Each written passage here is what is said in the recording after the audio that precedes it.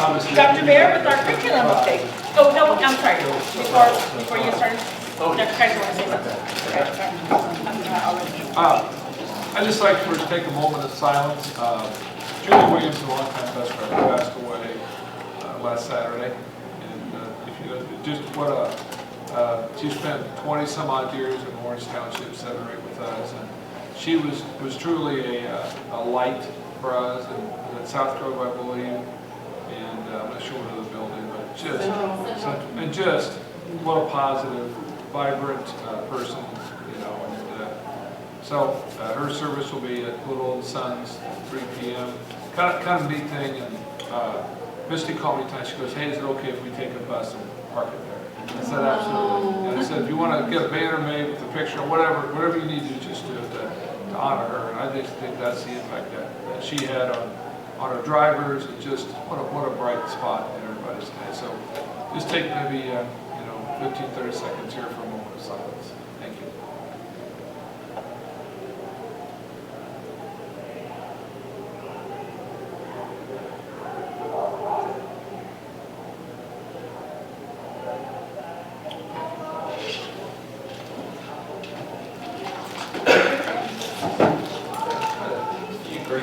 Fun things going on. As you can see, our K-6 have been working incredibly hard on our balanced math and literacy, which really focuses on whole group learning, small group, and independent learning.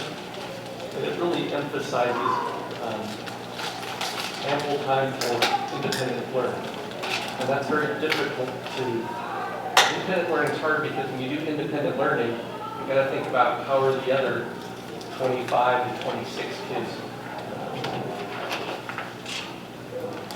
getting a positive education. So it's definitely a strategy and technique that our K-6 buildings are working hard on, and getting ample professional development with Dr. Christy Wright and all of our principals and Rita. So we're excited about that. We've been working hard on that. We really think it allows us to have better knowledge of our kids and how to reach them with some of the weaknesses or areas that they need more instructional help. Also, and I think Ryan talked about it, was 2 weeks ago we had our spaceship activity at middle school. We had 150, 200 people there. Well, a good turnout. It did compete with some of the Halloween things. It's the day before Halloween. So timing-wise, it wasn't the greatest in our planning, but a lot of things going on in Beach Road on that night. Still, we had over 150 people show up.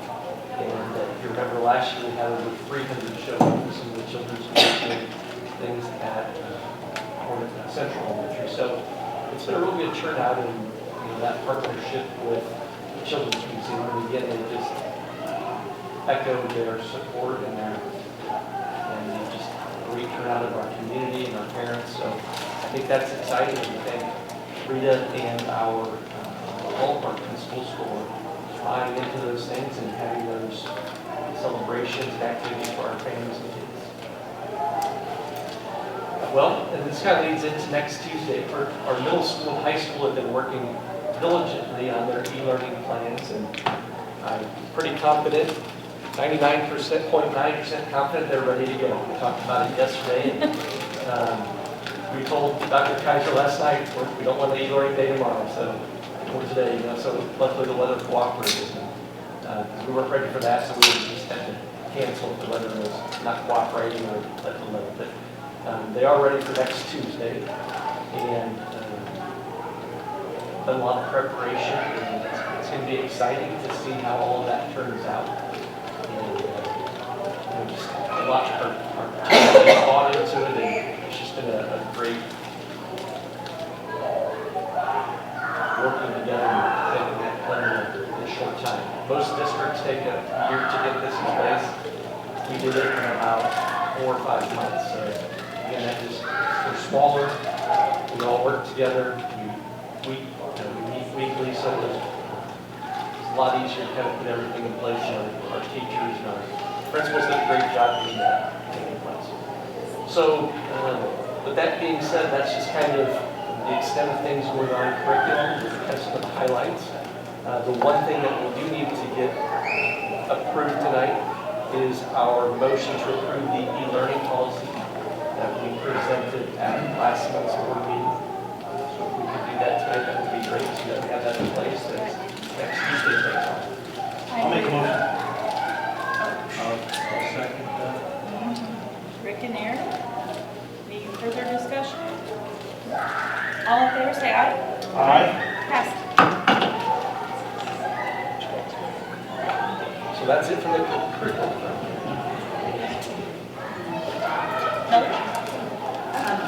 Michelle Walter receptions are really great success. The children have been very, very pleased. And I think it was really a nice trip to thanks to Beth, April, Jill, and Rick for attending. Really appreciate being there. And you were there too, very much. I'm sorry. You weren't on my picture, that's why. So thank you all for attending. It was really Just saying, I did go over to the football field. Nobody else went over there. I went over there with Tim and his girlfriend, and as soon as we got over there, we got the bus, and Tim said, we're moving.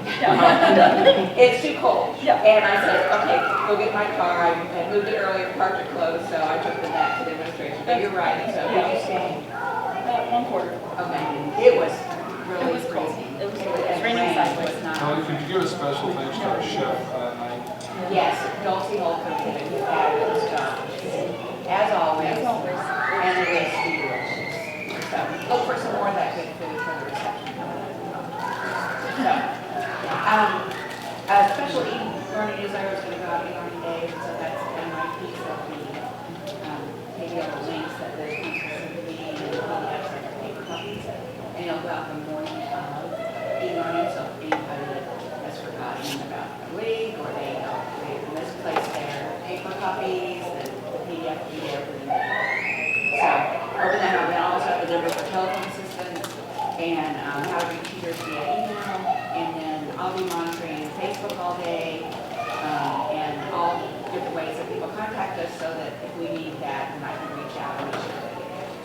So, as April said, mini Thanksgiving dinner, Monday, November 25th, 4 to 7, Beach House. It'll be another great event, and Starbucks is helping sponsor that, along with Indiana Farm Bureau Insurance is also made a donation for the day.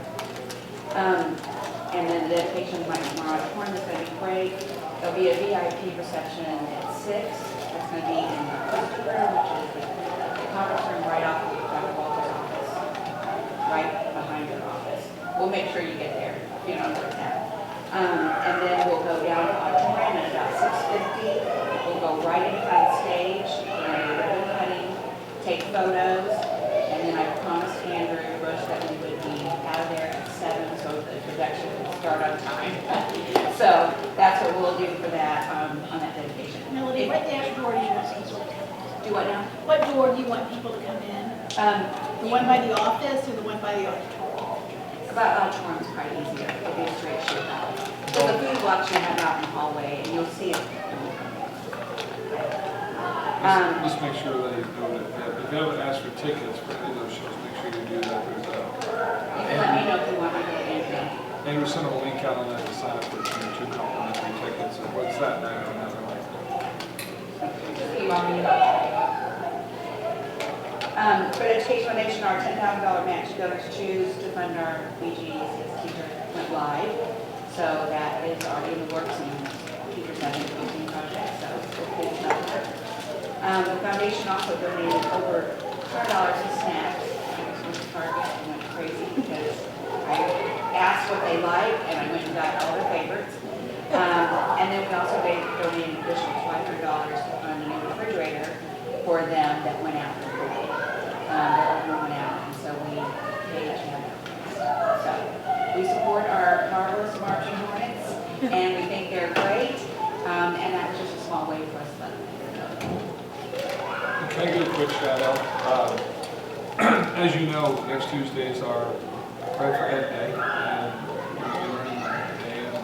And originally, we were going to take a Beach Grove school bus down there and attorney says, yes, that is legal, but we want that, there's some other people that say it's not. So we want the focus to be on teachers, not on whether we can take a school bus or not. So Melanie has stepped forward, along working with Tom Gearhart. Education Foundation is paying for a chartered bus that will take our teachers down there. So far, we have about 22 that have signed up. So we'll be sending another reminder out if you want to sign up with a Google sheet. But there'll be a lot more than 22 teachers there, taking our word for it. And 10,000 teachers that have signed up on the website to go. It is still, I will put this out there. Red line is free, it's not straight from the state house. You can Yes. jump on it somewhere on Shelby. Not that I care one way or another, I want our teachers to go, but if they want charter bus or not, but if they choose to drive themselves, that is an option. And so, just again, a special thanks for that. We kind of made that decision this morning, and Tom checked into it, along with Melody, taking care of the fiscal part of it. So, again, we want that focus to be on the teacher, not someone saying, well, you can't take the school bus or not. Our attorney has advised that yes, we can, but the Superintendent Association sent an email out, and one of the person said they don't believe you can. Our attorney feels a little differently than that, but again, we don't want that to be an issue. We just want to go support our teachers. And we have got a lot of comments around the state of us stepping up here as one of the first schools to say, hey, we're going to do this to support our teachers. And again, special thank to you guys for stepping up at the last board meeting to support that. So thanks, Melody and Tom, for stepping up. Pleasure. I also hope you saw, I sent it to all the BGS, I hope you saw the latest article for Chalky and Indy Star that Dr. Kaiser spoke on. Those were excellent. And again, it really shows Beach Grove's leadership, I think, in stepping up and doing the right thing for teachers. It was very, very well received across the board. So if you didn't see it, make sure you grab that email and take a look at those articles.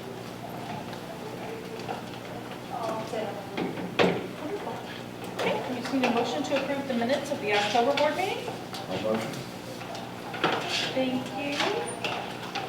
Who's the second? I'm sorry. Beth, the second. All those in favor say aye. Aye. Motion carried. And we need a motion to approve the minutes of the October 29th special meeting and work session. I guess we should have done this. Thank you, Janice. I'll second that. Thank you, Aaron. All those in favor? Aye. Motion passed. And we need a motion to approve the claims for November. Thank you, Beth. And second it? I'll second it. I know I heard Jill, but all those in favor? Aye. Motion passed. Public comment? I'm going to say something, because that makes me mad, that people would say that. You know, we are elected by our community to be stewards of the money of Beach Grove.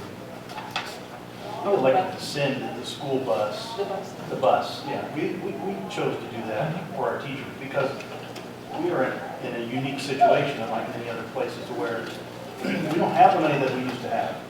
And it's $3 million plus down. And it's very important for Beach Grove to get some of those funds that the state has. So I just want to say that if we decided to send a bus, I would go for it. Yeah, and again, legally we can. I was in conversation with our attorney this morning. She goes, Paul, I interpret this, you can, but we don't want to be a test case, and we don't want to take away from the fact that our teachers want to go. And because the issue really, and quite frankly, I got an email this afternoon. The legislative services are now asking for the last 8 years of all the e-learning days and waivers. Now, and I responded to the person at the DOE who I know well, and she goes, I said, isn't this strange that all of a sudden they're asking about e-learning? LSA is Legislative Services Agency. It's the right hand of the General Assembly on data and finances and anything, whether it's an education bill, whether it's something for the part, whatever. They're the kind of the focus, and I find it kind of strange. The other thing is, I think I mentioned before, I got a call from our state representative Vaney saying, well, why are we doing this? And I just told him, I said, Bob, I said, you continue to short teachers and education. I said, we were first in Marion County in teacher salary, now we're last. And we're losing over $3 million because of the circuit breaker and the tax changes that you've made. That's why we're supporting this. I said, my teachers will be down there on their phones, no be able to communicate with any kid anywhere in the world during that session. If a question comes up on homework, I said, something has to be done. I said, you guys have this huge surplus in dollars sitting in the state coffers. I said, we need something to help our teachers. And so it's been an interesting discussion. The majority of the schools in Marion County, except for Franklin Perry, are now closing because there's not enough subs. There's a whole, I'll send you the list just of the ones we have. But like I said, Rick, I appreciate that. And our teachers understand because they were there when you guys said yes. So they know you're 100% behind them. And Kathy and I were talking today via email, and I just said, let's keep the focus on the purpose of this. And I think it's going to be interesting trying to get 10,000 people through security into the State House next Tuesday. And let's hope for warmer weather. But I think a message has to be sent, and not just Beach Grove, but around the state of Indiana. Representative Delaney from the north side has recommended that no teacher in the state of Indiana make less than $40,000. Now we're there, but there's other districts, they're making $34,000 and $35,000. And they work just as hard as any With a 4-year degree. Yeah, with a 4-year degree, in many cases a master's. We all like to be what Speedway pays, but Speedway doesn't have a circuit breaker loss, and they have the 500 code and a lot of other places that analysis that we don't have. But, it's just unfortunate, and I hope there's cameras and everything down there that we have to send a message. It's no longer just administrators or just teachers. It's all of it. It's all our communities. And we have to band together to support our teachers. I mean, we lost 30 teachers this year. Variety of reasons. Not all just because of pay, but some were flat. Well, I can go there and make more money. We lost 2 teachers at the 9 weeks from high school that went to Perry because they paid $1 for insurance. And that doesn't happen in the corporate world, let alone education world. So, comments are truly appreciated. Our teachers understand that you guys are 100% behind it. So. If you want to ride down there with us that day, let us know. Just sign up. I thought I was going to be riding the big yellow banana, and I'll be in softer chairs on the charter bus, but I plan on going down for the day. To tag on to that, Dr. Kaiser sends out the newsletters with the school news. Yes. There was a comment about Jennifer McCormick.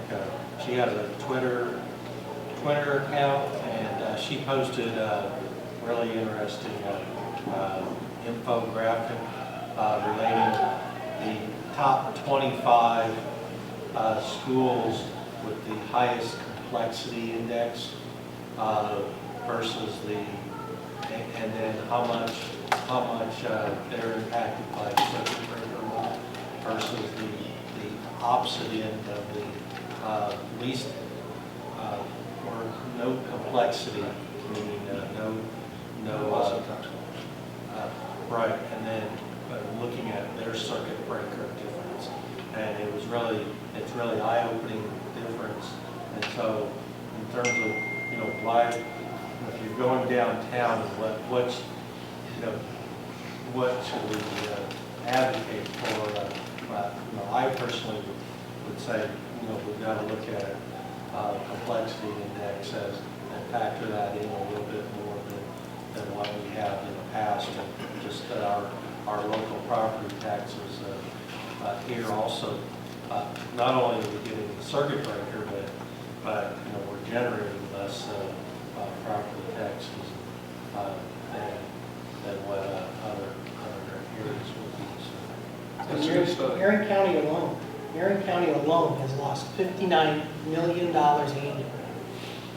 We receive $59 million less in Marion County in areas of poverty because of the change in the complexity index to make the state tuition support payment equal between suburban and urban schools. 59 million. And I truly believe we talk about it does take more money to educate in areas, especially with a lower socioeconomic or a lower assessed value. It's hard because we do have a 30% transient population, and a consistency thing. So we're always kind of starting over. And so the complexity index compounded by the tax caps is a double edged sword for us. At the December board meeting, remember, we're going to have a dinner and kind of go over a work session, and Dave Marcotte, Dr. Dave Marcotte, head of the Urban School Association, used to be my high school band director many years ago. He's going to come present on complexity of the study that was just completed as part of our meeting, because that really leads into our discussion on why the referendum. Again, guys, if we didn't have a complexity issue, and if we didn't have a circuit breaker loss, we would not be doing any referendums. We could eliminate the entire referendum if they would have funded schools the way they used to in the good old days.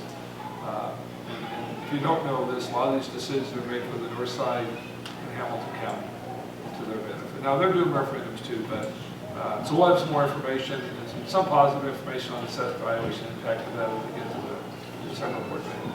Probably just one. Yeah, both Zionsville and Carmel did. Yes. Walker did. By like 70% or something. They did. Yeah. A lot of intricacies to those. So,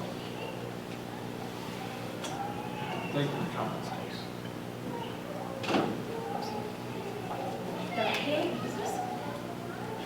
Absolutely. I noticed in the operations report, I was going to talk about the tornado notice. So from an insurance standpoint, I did want to bring up the progress of the tornado recovery and remodel or rebuild. And it's really been hung up between architects and the state looking at the engineering plans because the steel beams, the lack of stability to the roof and the wall needing to be brought down and then rebuilt up is a very serious situation. So our plan, and Mr. Yard, if you can correct me if I'm wrong, our plan for January would be the earliest for some of that. And then it needs to delay a little bit because of the weather, so we can do some interior things and then the roof. So that's important. Will we likely be in here the rest of the school year? Yes. For both through May. Yes, for sure. And so then, that leads to some other projects and things like that. I don't know if Mr. Gerhardt was going to give an operations. He is going to give an operations update. Okay.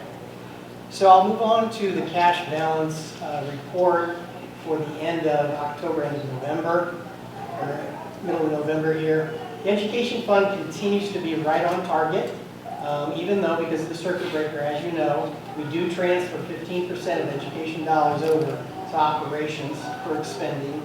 So that's about $2 million during the year.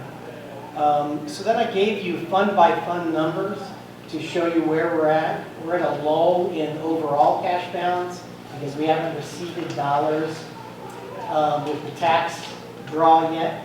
So that's really an important thing to notice.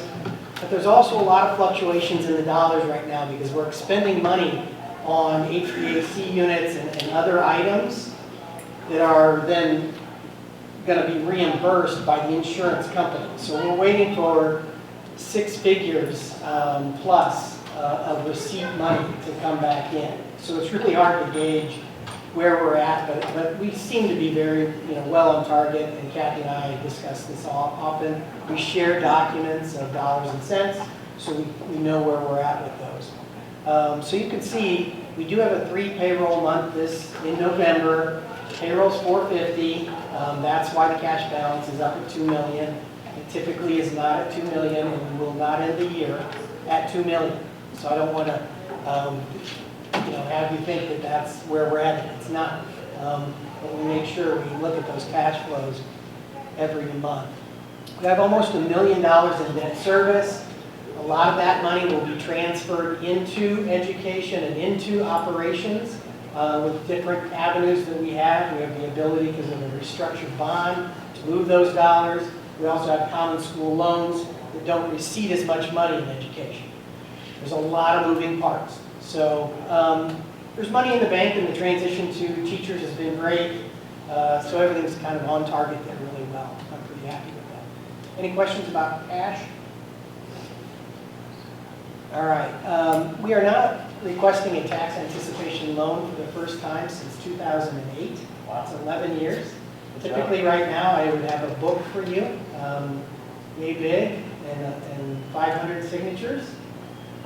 We are going to do interfund loans in January and February, and then we do get some dollars before the tax draw in June, April 1, and May 1. So we'll get $1 million, then another $1.5 million in May. By doing that, we're able to balance out with our cash balance. It's taken 11 years. So I think that's a great, just the it'll save $40,000 just because of all the financing and all that stuff. So I'm pretty happy with that.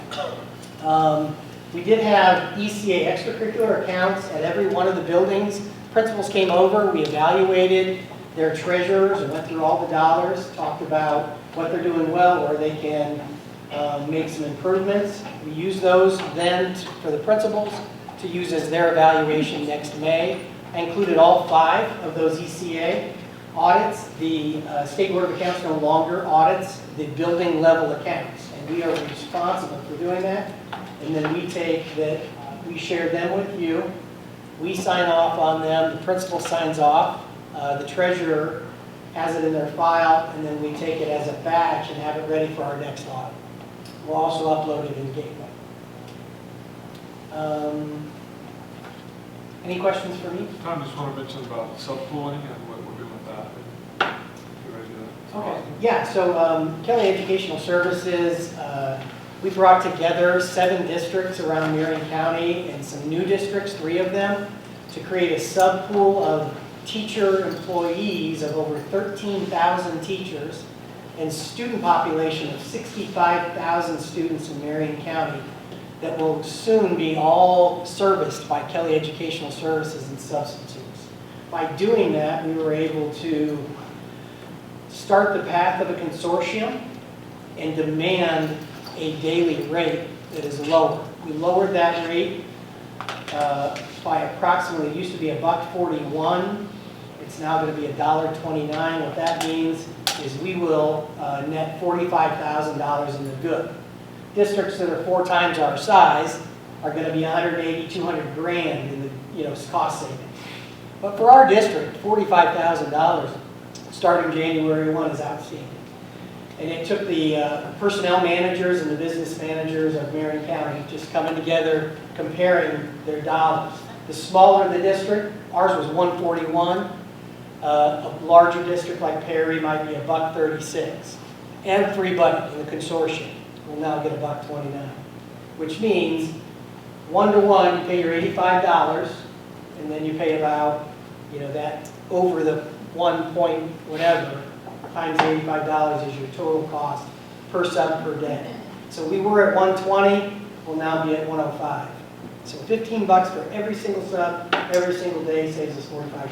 And that was the charge for Kelly to do the recruiting, the training. Yeah, well, The- yeah, they the pay call them, they in. have benefits, they personnel management, the on-call system. Yeah, that's that upcharge, as you would call it, but it's a cost of doing business.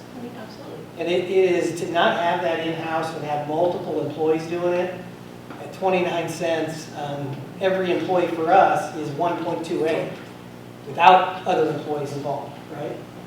Because it's about 28%, if that makes sense. So this is a great development, and I think that it'll end up saving $1 million in Marion County just by this co-op services program.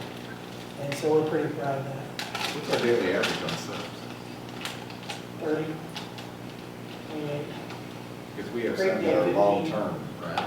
Yes, so we have different rates of cost for that too, but we don't call them building subs, but sometimes we let them hire an employee, or they might have a person perfect for a job, and they like the benefits, and they've been an employee with them, so we allow them to stay Kelly employees.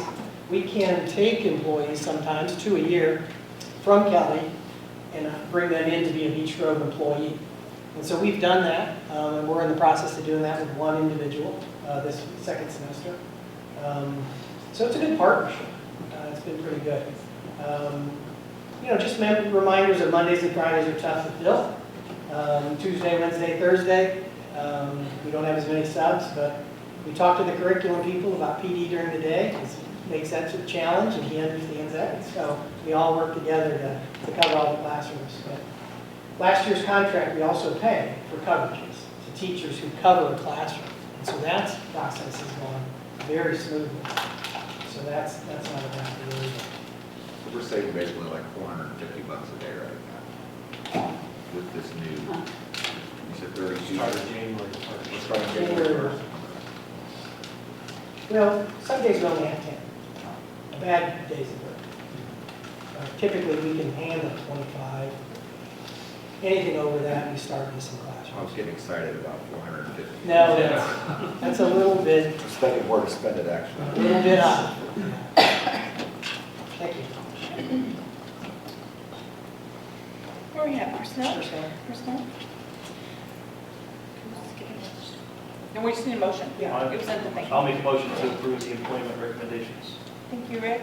And a second. Thank you, Beth. All in favor, say aye. Aye. Any opposed? Motion passed. And operations update from Mr. Gerhart. So, how do you want me to do? You want me to come up here? No. Yes. Yeah, No, come up with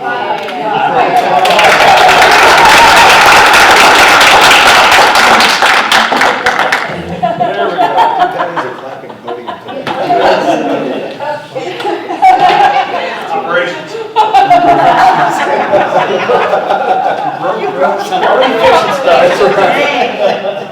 Put a There work you for go. It's the operations part, Thank you. We're gonna do a demo. All right, well, thank you all. This is, I think, week number 3. So I would say that I've been trying to catch up, but that would say that I was at one point caught up, which I have not been. So it has been 3 weeks of learning incredibly and entirely new systems and things like transportation, operations, construction meetings, and all kinds of different stuff, copy machines. So I'm getting there. You've done well. Well, thank you very much. Appreciate that. As far as transportation goes, that's the first part of the operations report in your board packet. Clearly, you had a long discussion about bus drivers last week or last month. That's going to continue to be a need for us. We are in the process, or Misty's in the process of training 3 new, so we're playing a little catch up on that and getting there. Transportation, and Misty wanted to make sure that we invited you to their pitch-in Thanksgiving Tuesday, November 26th, so you can have 2 Thanksgiving meals from the run. We're also expecting to take delivery of a new special ed bus in early December, Dr. Healy, I believe. We're just a week away. Yeah, okay. So Misty's thrilled about that as well. As far as operations go and the maintenance construction side, as Tom started, or Dr. Keeley started to talk about, we've been talking about a date to start on the tornado damage, and the delay in that has to do a little bit with getting structural plans approved from the state and local level. One thing that we did discover, or that Dale discovered when they fired up the heat, that a pipe had, when the roof went up, a pipe broke and they didn't know that. So in the operations report where he's talking about 12 pounds of pressure and now they're at 7, that's all a result of having lost 300 plus gallons of glycol. So that system isn't pressurized yet. So that's what that was all about. As far as other parts of the high school, in a couple weeks we're going to start the HTC roof. That'll be within 2 weeks. At South Grove, Tanya was just telling me they've seal coated and repainted, and the traffic flow is close to the same, but it's much better marked and more clear. So she says, Gretchen, you have to stand out there and make people play nice. They play nice now. So, Much appreciated. Mrs. Bear appreciates it. Yes, she does. we also finished up the last little bit of landscaping at South Grove last week. And continuing on grounds, they've changed things over to snow plows, which they did not have to use today, thankfully. Just a little salt worked to get everybody into school safely. And all of our outdoor facilities have been shut down and are ready for winter. So if you have any questions for me, probably my answer is going to be, I don't know. I'll get that.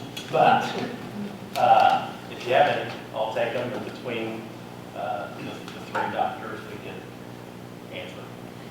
Or try to. Yes, sir. Is the state DMV still planning on changing the way that they do the licensing for driving the buses and stuff? I believe that the answer to that is, I'm saying yes. Yeah, I think it's January, February, and I talked to Misty a little bit more. What they're doing is requiring just more hours of training.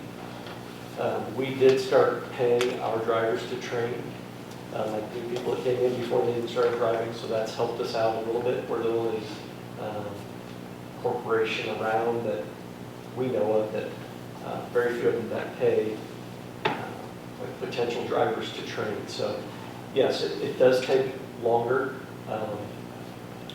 I don't know exactly the amount of time, but I want to say it was an extra 6 to 10 hours.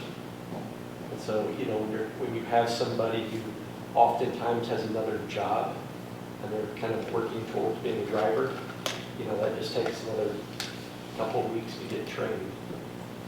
And, as you say, once they're in the pipeline, you want them not driving the bus, so it's just more time we're waiting. Do you think we should let people know that the process is going to become more time consuming, not to take away from training our drivers, because obviously we want them to be safe, but to let them know that, you know, before the end of the year, if you ever wanted to get a CDL, like,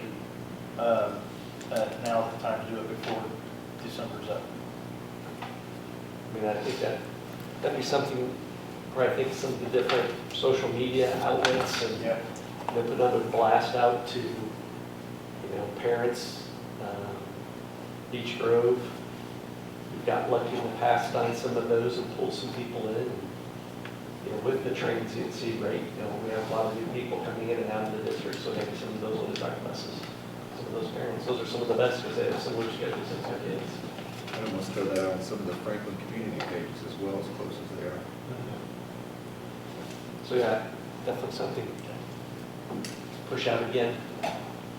If they're on the fence of doing it, you know, maybe that'll push them over to do it now instead of waiting, and then it'll turn them away if they find out that they have to spend more time. Ability to get with something in the last Thursday. And the fact that we pay to train them. Right.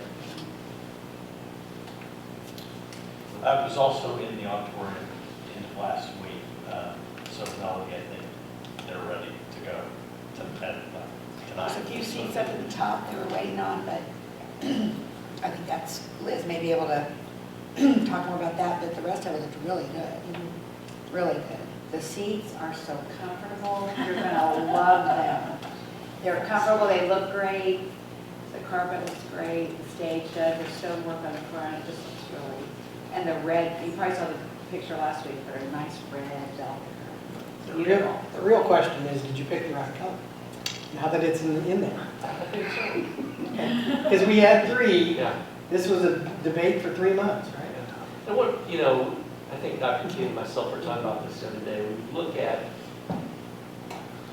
We talked about Beach Grove, and I think we are very financially smart with our money. We made an old auditorium. We put some basic renovation, I mean, a lot of renovation, but we did it within some budgetary restraints. Other districts would go out and just pay billions and millions of dollars to just rebuild the thing. And it looks good, it's going to be good for another 30 years. And again, I think that's just our philosophy that we have good foundations, we have good bones, we just need to continue to maintain them and make them the best that we can do. And So- the lights are fabulous from a Right. photographer's point of view. It is night and day about those, and they're really super. So it's been a true pain in the rear end. It's been a long haul, but I think we're getting to the end. So hopefully whoever cuts that ribbon cuts it well and the celebration begins. Because we're ready to put that behind us for a little bit and forget about the auditorium. Who is that?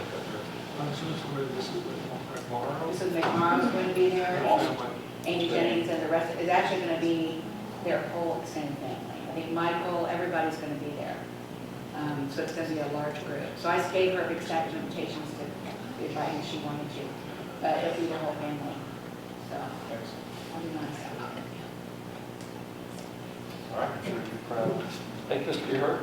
We also have the next generation of Jennings coming. Sure. So, that's exciting.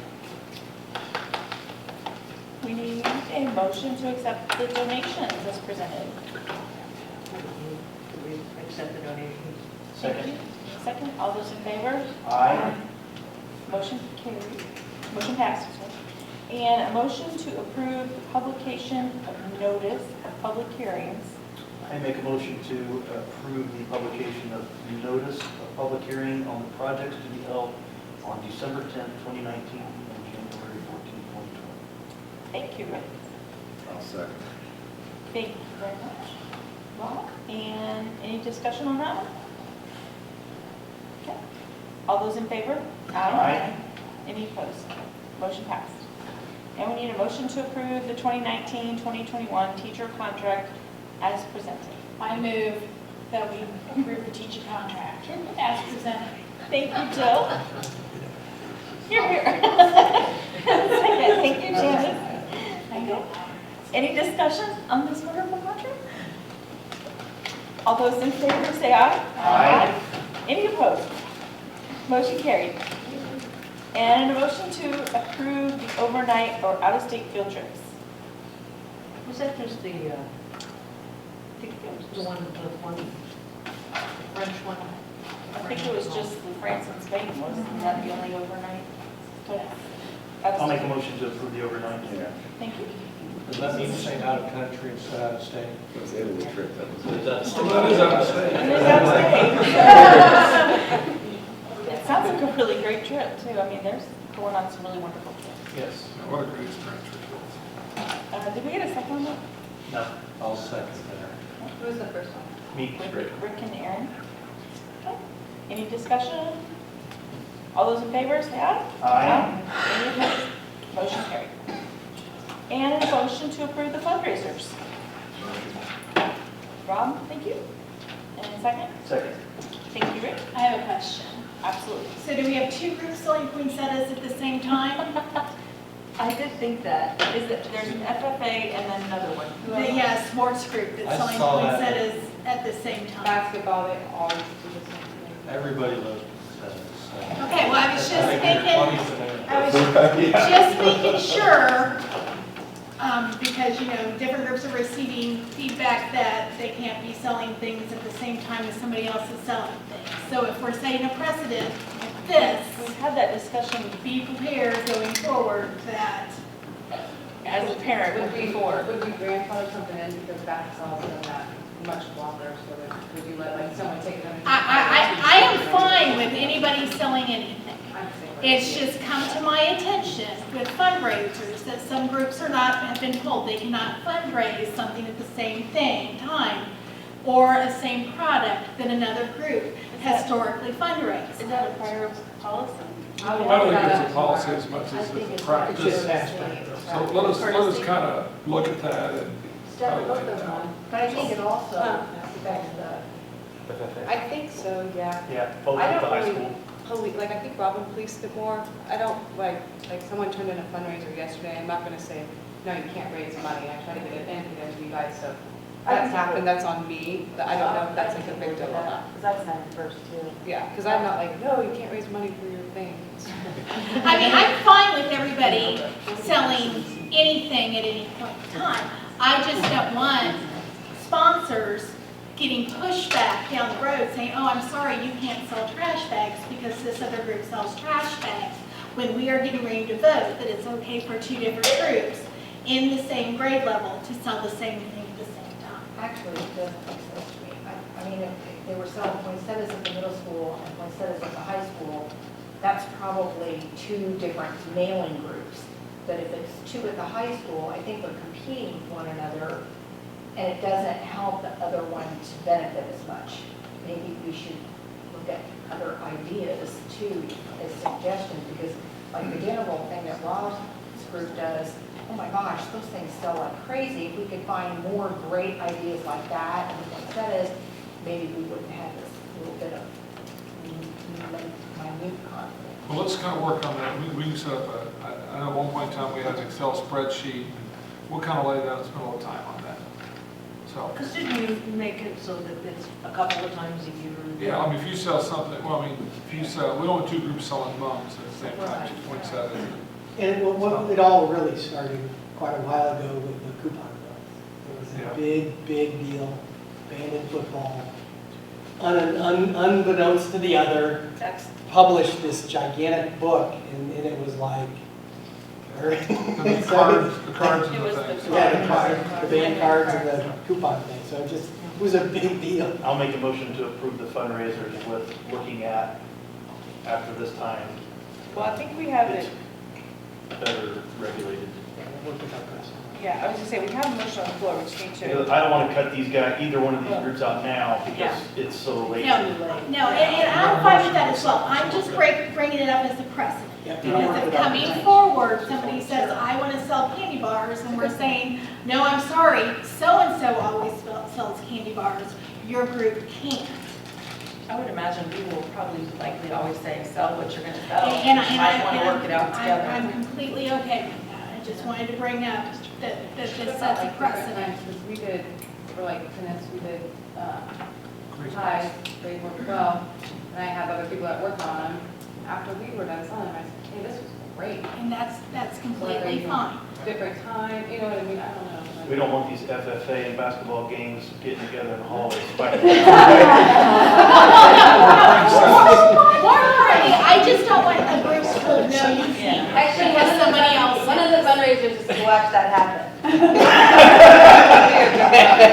a ticket. Well, I think it's a consistent work on. Smack down at Beach Grove High School. Yeah, we have a motion, we should vote. All those in favor, say aye. Aye. Any opposed? No. Just to adjourn.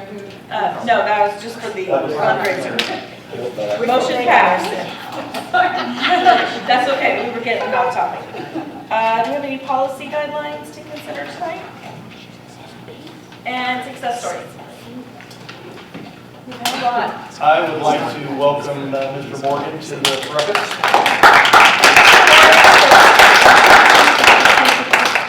And, I was speaking to our former principal about what a wonderful job he's done, and I'm sure Mr. Morgan will do the same, but I'm glad that he's staying in Beach Grove, so I thank him for all of his service to our kids. I know I'm appreciative of my kids there, so thank you. Absolutely, and I saw your little fan club over there. That was wonderful. A lot of positive things in the Marching Hornets and FFA last week. Just positive things all around. Can I say one more? For Yeah. Daniel, we did the fall, and Rob, we were there, and we were like, oh my gosh, there's so many kids or something. I think it was 30 minutes we were in the gym. They were done. They went to your rooms. It was an hour. All those kids. It was awesome. Like, however it was put on, it was absolutely great. So I will say that the fall athletic banquet was short, sweet, to the point, yeah. Which I enjoyed. Those are the best ones. Yeah. I think most parents do. Me too. Yeah. This is amazing. So, yeah. Okay, great. The seventh, Compliments to him. just to add to that, we did Garrett and Matt had the vision of 7 through 12, so that our feeder programs can see the high school and the coaches. So to house all of them, they were in the gym, and great turnout. 7th and 8th graders got to meet the head coaches at the high school and So thank you, Steph. I didn't mention that. Yeah, that was awesome. It went really well. And is there something this week, basketball at the high school gym? I don't remember us doing that, where every grade level plays on the same afternoon. Oh, Saturday. it's open. Saturday will go from kindergarten up through varsity. They play, I don't know, 8 to 12 minutes each, but yeah, you'll be able to go and you'll be able to see every age group we have in Beach Grove, from our varsity all the way down to our It looked like a kindergarten. really fun idea. I didn't And ever it's remember free. seeing it. It's So, Yes, free of charge. absolutely. so, It's on Facebook. yeah, so I saw that, I thought that was really fun. Or in Syria. One more thing at the high school on Friday morning, we actually run the acknowledge 50 of our students, something around 50. It's a great day to be a punk off. I'd like to mention, we started a dehydration. The band members all went to Mr. Wynn's house Sunday morning at 8 in the morning and woke up the neighborhood playing their song. So that was a lot of fun. That was awesome. So, Oh, thanks. a lot of fun. Mr. Wynn really liked it. That is too funny. I have a friend that lives around the corner from him, and she did the same thing, so that's too funny. I'll have to ask her what time she woke up Sunday morning. Well, he's in a different house. Motion to adjourn. Okay, motion to adjourn on the floor. All those in favor? Aye. Who's second? Anybody? I did. Thank you. Thank you, Jill. Okay. We have a very brief work session, so I'd like to we'll conduct that. We'll have Dr. Bear pick things up, and we'll talk while we do that.